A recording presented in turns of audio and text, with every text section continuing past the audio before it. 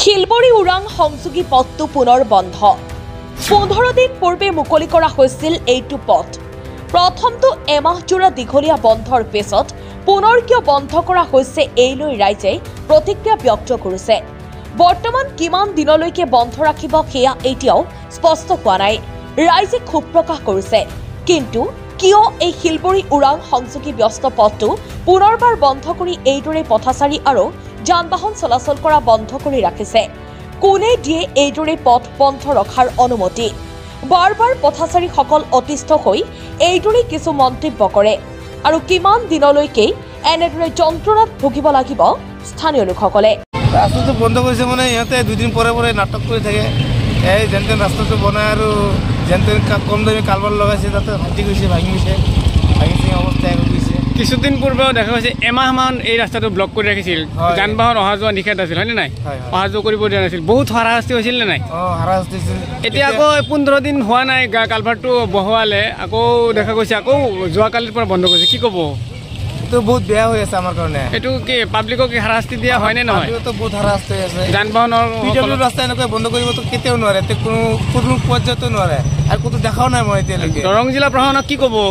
দৰং জিলা প্ৰশাসনক কওঁ যে এইটো সোনকালে কামটো হেৰি কৰিব লাগে, ভালকে ৰাস্তাটো আচলতে খুলিব লাগে নে নাই? প্ৰয়োজন আছে নে নাই? খুলিব লাগে, এনেকুৱা বন্ধ কৰি কাম কৰে ক'তো দেখা নাই আজিলৈকে। এইটো পথ দলগাঁৱলৈ দেখা গৈছে বন্ধ কৰি দিছে। কিহৰ কাৰণে আমি ক'ব গম নাপাওঁ। কিছুদিন আগতেতো প্ৰায় এমাহজোৰা দীঘলীয়া কাল বন্ধ কৰি দিছিল।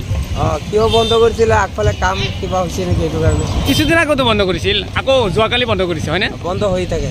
এতিয়া এই বন্ধ কৰিলে কি আপোনালোকৰ কিবা সমস্যা নহয় নেকি? অসুবিধা হয় আমাৰ। অসুবিধা হয়, কেনেকুৱা অসুবিধা হয়? এই গাড়ী উল্টা পাল্টা কৰি থাকে, গাড়ীৰ কাৰণে অসুবিধা হয়। এতিয়া আপুনি এইটো আচলতে মুকলি হোৱাটো বিচাৰে নে মানে বন্ধ থকাটো বিচাৰে? মুকলি হোৱাটো বিচাৰোঁ। তিনিআলি হয় এইটো আমাৰ বজাৰ, মুকলি হোৱাটো বিচাৰোঁ। কি ঠাই? এই ঠাইখনৰ নাম কি? শিলবৰী বজাৰ তিনিআলি। ৰাস্তাটোৰ মাজত কালভাৰ্ট এটা আছিল, এইটো ভাঙিছে, সেইটো কাৰণে গাড়ী অহা যোৱা কৰিব নোৱাৰে।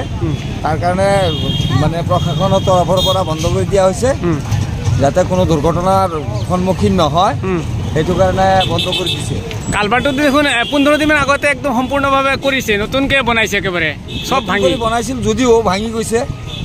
ভাঙি যোৱাৰ পিছতে আকৌ মানে এইটো প্ৰশাসনৰ চকুত পৰিল, পৰাৰ পিছতে কিছুদিন পূৰ্বে এমাহমান এই ৰাস্তাটো ব্লক কৰি বন্ধ কৰি ৰাখিছিল। কামখিনি এইটো কি জনসাধাৰণক আৰু লগতে যান বাহনৰ চালকসকলক বা যান বাহনৰ গৰাকীসকলক এইটো হাৰাশাস্তি দিয়া হয়নে নাই? পাব্লিকক এইটো হাৰাশাস্তি দিয়া হৈছে। এইটো এটা পুৰণি ৰাস্তা, এই ৰাস্তাটোতো সদায় গাড়ী মটৰ মানুহ চাইকেল অহা যোৱা কৰি আছে। এইফালে আমাৰ কেইবাখনো বিদ্যালয়ো আছে, ছাত্ৰ ছাত্ৰীসকলে চলাফিৰা কৰে, শিক্ষকসকল চলাফিৰা কৰে, অন্যান্য ডিপাৰ্টমেণ্টৰ কৰ্মচাৰীসকলেও এইটো ৰাস্তা দি অহা যোৱা কৰে।